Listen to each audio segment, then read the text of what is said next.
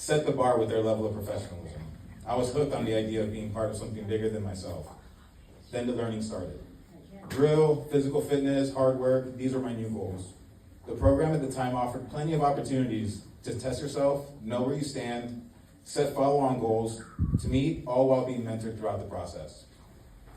I remember rock climbing, skiing, whitewater rafting, rucking, all for the first time in the Young Marines. These experiences, along with holding rank and billets, made a huge difference in my leadership potential. It boosted my confidence, helped me become more responsible, and really set the bar for how I conduct myself.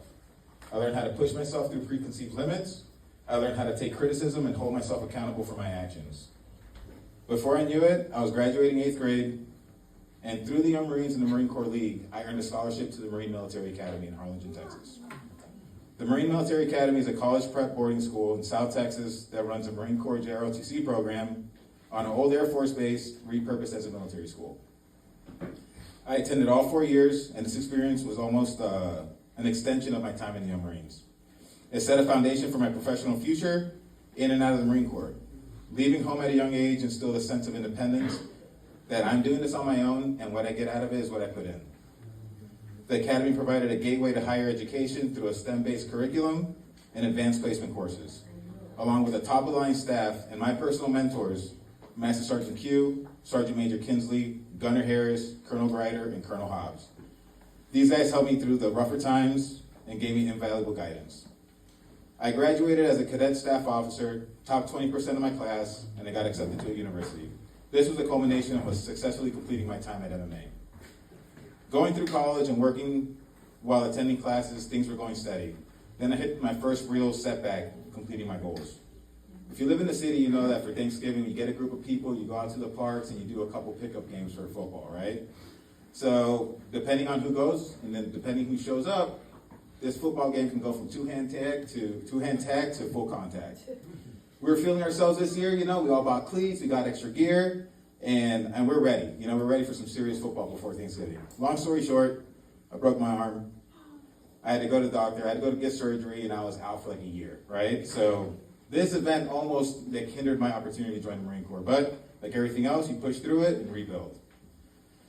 I graduated college with a degree in physics from Northeastern Illinois University, which was a struggle of its own. I was going to school full-time, working full-time, and learning how to juggle all these responsibilities in my young adult life.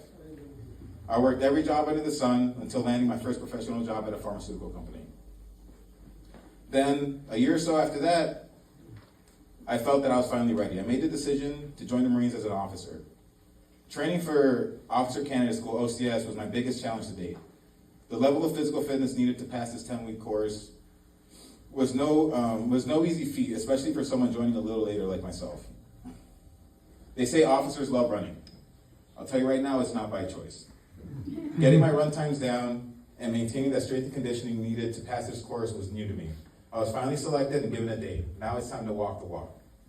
I left home for OCS, and I was on my way to Brownfield at Marine Corps Base Quantico. The culture shock of being an adult indoctrinated into this gun club was something I was not expecting. I figured with my time in the Young Marines and my 4 years at MMA, I would breeze through this training. But in typical Marine Corps fashion, that was not the case. I failed. For the first time in my life, I actually failed at something that I put so much work and effort into. I broke my foot at the end of OCS. I was sent home with what I thought was nothing to show for it.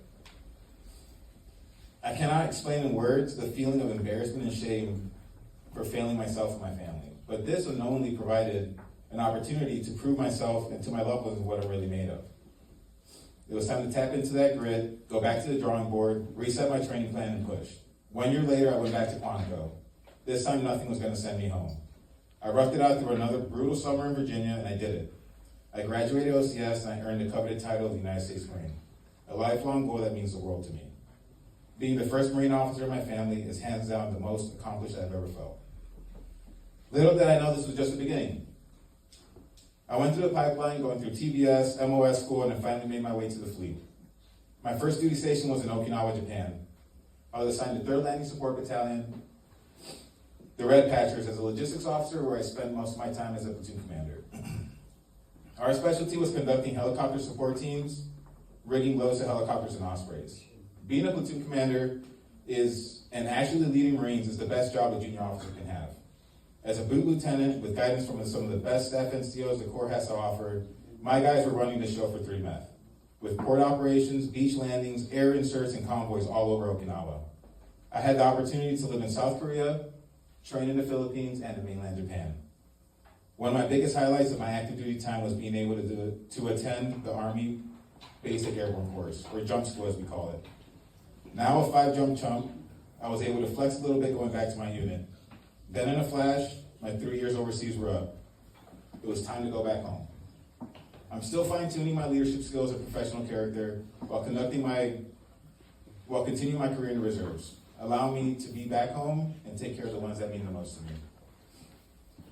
Now being the man that I put so much hard work and effort into, having this opportunity to pass my knowledge and experience to our future leaders sitting here in front of me today does not only make all this worth it, but is a privilege few get to experience. Over 20 years ago, I was sitting in your shoes, looking up at people like myself, wondering if I had what it takes to get to this point.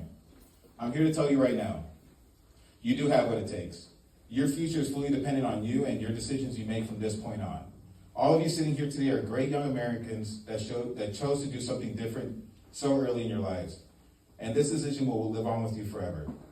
There's nothing but potential in this room, and there is no doubt in my mind that each and every one of you can achieve your goals and be an inspiration for others to follow.